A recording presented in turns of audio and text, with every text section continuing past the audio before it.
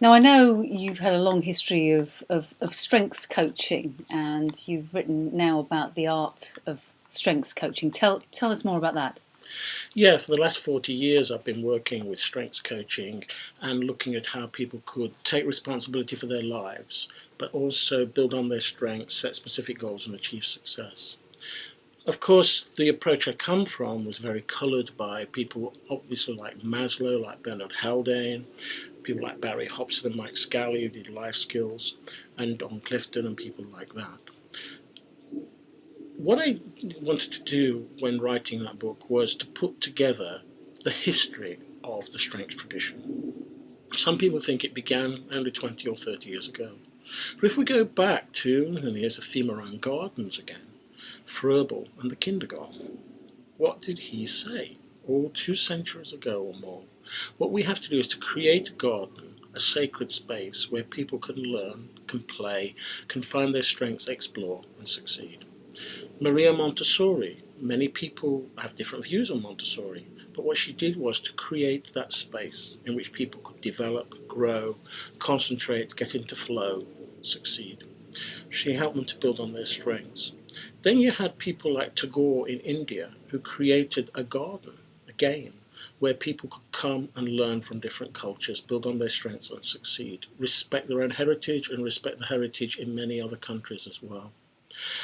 And then after the Second World War, Bernard Haldane going to the States and asking returning veterans to look back at their satisfying experiences, what for them was successful and when did they feel alive, and how could they craft a role around that rather than fit in to the present system. So it was an inside-out approach.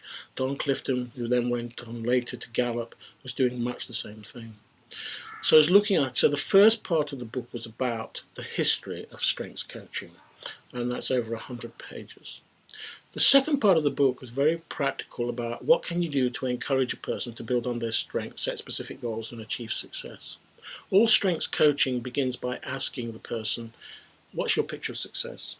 What do you want to achieve in your life or work? Now let's work backwards and focus on how you can use your strengths to achieve those things. So what's the area where you deliver A's rather than B's or C's? When you are in your element at ease and yet excel, sort of things that Sir Ken Robinson talks about. When do you follow your passions, translate into a clear purpose and achieve peak performance? And this is what I found with strengths coaching is always based on what works. You study what works, simplify what works and share what works and then try to pass it on to other people. But the key is people want more than theory, they want practical tools that work. So the second part of the book is how people can run a strengths coaching session for individuals. The third part of the book is how they can actually do it with teams. And looking at super teams have a clear, they build on their strengths, they're organic. And what they do is they build on their strengths, set specific goals, achieve success, but they translate it into a compelling story, a strategy and a road to success. So that third part of the book provides a toolkit that people can use to help that team to build on its strengths, create a compelling story and achieve ongoing success. So those are the three things in the Art of Strength Coaching. Can I just ask you a question about how you've talked about it before, just want you to kind of do it in a shortened version now, but how you got involved or how you understood that strengths was the path that you were going to follow for the rest of your life? Yes, it was around when I was around 20, 21, 22, and I started to do was to study success, what worked. I studied peak performers, people who seemed to have reached their goals. Now, what that meant when you were looking at individuals was studying people who were happy. What made them happy? And lots of these people, as we know these days in the phrase, they count their blessings rather than count their burdens. These were people who felt at peace. They gave to the world what they wanted to. They planted seeds of hope. They helped other people to go forward.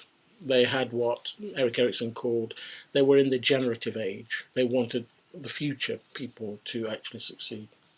I then studied what these people did right. And they followed certain strategies in order to be successful. Yes. But then, looking at the core, all of these strategies were based on people's strengths. It's like they had a seed within them. And they said, if I want this seed to grow, What's the strategy so as I can grow? What's the seed so I can grow, blossom, and then help others to grow? So that's how I came to strengths. Looking at people certainly have to take responsibility, and we know with each choice there are consequences. But the key was, how can they build on their strengths where they deliver A's and manage the consequences of their B's and C's? So I started around 1972, 73, creating programs on how people could build on their strengths, find sponsors who would pay them, and deliver success to those people. Because it was about service. It was about, how can I use my strengths to help others to succeed?